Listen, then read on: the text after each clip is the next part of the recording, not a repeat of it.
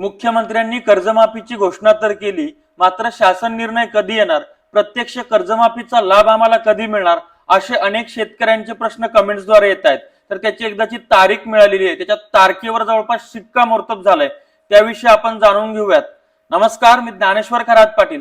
सर्वप्रथम राज्याचे कृषी मंत्री दत्ता भरणे यांनी काय माहिती दिली त्या संदर्भातली ती बघा स्क्रीनवर. जी बाकी जो पीक कर्ज घेतो ती बाकी किंवा कर्ज काढतो तो काय त्याची भरणा त्याला तुम्हाला माहिती आहे की नैसर्गिक परिस्थितीमुळे त्याला ती भरता आली नाही आणि त्यामुळे त्याचं खातं हे थकबाकीत केलेलं आहे. तशाच थकबाकीत गेलेल्या शेतकऱ्यांना सुद्धा एक 2 लाख रुपयेपर्यंत मदत करण्याचा निर्णय राज्याच्या मुख्यमंत्र्यांनी घेतलेला आहे. आणि कर्जमाफीच्या बाबतीत सुद्धा निश्चित प्रकारे लवकरात आता तुम्हाला सांगायला हरकत नाही, ती माहिती जवळजवळ बऱ्यापैकी ही संकलित झालेली आहे आणि लवकरात लवकर या बाबतीमध्ये कर्जमाफी ही माझ्या शेतकऱ्यांना निश्चित प्रकारे दिली जाईल. आता दत्ता भरणे यांनी सांगितलेलं आहे की लवकरात लवकर आम्ही शेतकऱ्यांच्या कर्जमाफीचा निर्णय घेणार आहोत. तर ती तारीख आहे की 30 जून 2026च्या पूर्वी संपूर्ण अहवाल त्याची माहिती ती सगळी संकलित होईल. जवळपास ती झालेली आहे आणि त्याच्यानंतर आता 30 जूनलाच कर्जमाफीचा शासन निर्णय होईल असं सध्या त्यांच्या सर्व चित्रावरनं दिसत आहे. आता 30 जून 2026 या तारखेचं जरा रहस्य समजून घ्या.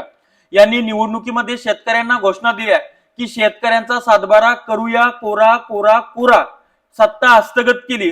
सत्ता मिळाल्यानंतर यांच्याच उपमुख्यमंत्र्यांनी शेतकऱ्यांना दम दिला की 31 मार्चात कर्ज भरा. शेतकऱ्यांनी यांना झुगारून टाकलं आणि मग नंतर ट्रोलिंग झालं, नंतर चळवळी पेटल्या, शेतकरी नेते बोलायला लागले, शेतकरी बोलायला लागले. त्यानंतर यांनी यांचे शब्द मागे घेतले आणि त्यानंतर मग बच्चू कडूंचं मोजरीला 7 दिवसाचं जून मधलं 2025चं उपोषण झालं. त्या उपोषणामध्ये बावनकुळे अमरावतीचे पालकमंत्री म्हणून त्या ठिकाणी मध्यस्थी करायला आले. त्यांनी शब्द दिला की आम्ही कर्जमाफीची समिती गठीत करतो. त्या समितीच्या शब्दावर आणि लेखी पत्रावर श्री बच्चू कडू यांनी उपोषण सोडलं. मात्र त्यानंतर त्यांनी 2-3 महिने कुठलीही कार्यवाही केली नाही आणि त्यानंतर मग नागपूरला भूतोन भविष्य ते शेतकऱ्यांचं आंदोलन उभं राहिलं. ते सर्व शेतकरी सर्व संघटना मिळून होतं आणि त्या आंदोलनाच्या मग बैठक लावली.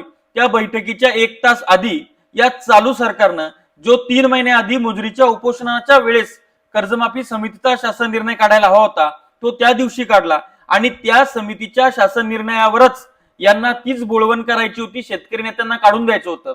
परंतु शेतकरी नेत्यांची सरकारमध्ये खडाजंगी झाली, बैठक झाली. ती बैठक बंदार झाली नाही. त्याचे फोटो सुद्धा मी दाखवलेले आहेत. ती बैठक हजारो लोकांच्या उपस्थितीमध्ये झालेली आहेत. अनेक लोक तोडी केली, अमुक केलं, ढमुक केलं म्हणून दांगडू करतात. तर ती हजारो लोकांच्या म्हणजे 500 लोक तर सहज त्या ठिकाणी होते. त्या ठिकाणी ती बैठक झाली. शेतकरी नेत्यांनी भूमिका घेतली, जर तुम्ही तारीख देणार नसाल तर आम्ही इथून उठणार नाही. आणि म्हणून श्री देवेंद्र फडणवीस मुख्यमंत्री, अजित पवार आणि एकनाथ शिंदे यांनी मध्यस्थी केली आणि 30 जून 2026 ही तारीख मिळाली. त्या 30 जून 2026च्या तारखेवर यांनी स्थानिक स्वराज्य संस्थांच्या इतर निवडणुका हाकलण्याचा प्रयत्न केला. मात्र आता खूप डोक्यावरून पाणी जात आहे म्हणून 6 मार्च 2026ला यांनी अर्थसंकल्प सादर केला. अर्थसंकल्प हा मुख्यमंत्र्यांनी सादर केला. मुख्यमंत्र्यांनी सांगितलं की 2 लाखापर्यंत शेतकऱ्यांची कर्जमाफी आम्ही करतो आहोत. आता त्या 2 लाखापर्यंतचं वरचं काय की 2 लाखापर्यंत हे चित्र क्लिअर नाहीये. 30 सप्टेंबर 2025 पूर्वीच्या थकितांपैकी पात्र याची नेमकी व्याख्या काय हे सुद्धा क्लिअर नाहीये. 15 एप्रिलला अहवाल येतो म्हणाले, त्या संदर्भात कुठलीच अपडेट आलेली नाही. आता कृषी मंत्री सांगतात की 30 जून 2026, आता 30 जून 2026च्या पूर्वी हे सगळं होणार आणि 30 जूनला शासन निर्णय येणार. मात्र आम्हा शेतकऱ्यांचा तुमच्यावर विश्वास राहिलेला नाही. मात्र शेतकरी जे कमेंट्सद्वारे विचारतात की अपडेट सांगा, कधी येणार शासन निर्णय, तर यांना काय पुढं घोगडं भिजवत ठेवायचंय, पुढे लोटत न्यायचंय आणि त्या पद्धतीनं यांनी आता 30 जून ही तारीख धरून ठेवलेली आहे गेल्या 5-6 महिन्यापासून आणि ते त्यांचं घोडं तिथंच पेंड खातंय, तिथंच अडकलेलं आहे. त्यामुळे 30 जूनलाच हे काहीतरी परत चॉकलेट सोडण्याच्या विचारामध्ये आहे. ही वस्तुस्थिती मी शेतकऱ्यांना अवगत करून देते, त्यांच्या लक्षामध्ये आणून देत आहे. हे राज्य दिवाळखोरीच्या दिशेनं निघालेलं आहे आर्थिक, कारण की 10 लाख कोटीपेक्षा जवळपास किंवा 10 लाख कोटीपेक्षा जास्त या राज्यावर कर्जाचा डोंगर झालेला आहे. प्रचंड आर्थिक नियोजन हे पूर्ण ढासळलेलं आहे. त्याच्यामुळं मुख्यमंत्र्यांनी या सगळ्या गोष्टीकडे लक्ष देऊन शेतकऱ्यांना वेड्यात काढणं थांबवावं आणि शेतकरी तुम्हाला भीक मागत नाही. तुमच्या चुकीच्या धोरणामुळे शेतमालाला न मिळालेला भाव आणि त्याच्यामुळे न भरू शकलेलं बँकेचं कर्ज हे सरकारचं पाप आहे आणि ते सरकारनंच भरलं पाहिजे. ही शेतकरी संघटनांची आमच्या सगळ्यांची भूमिका आहे, शेतकऱ्यांची भूमिका आहे.